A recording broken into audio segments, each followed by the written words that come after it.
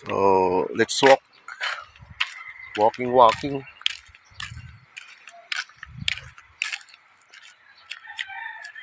Sarap ng araw, mainit. So, maganda sa katawan to, hindi pa masyado mainit.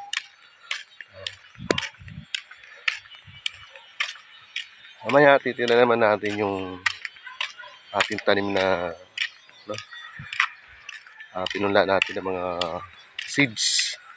So, malapit ang tag-ulan. So, magkatanim tayo ng mga plants.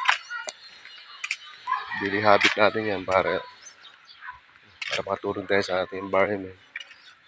So, kailangan magtanim tayo. Hello, gusto po kayo?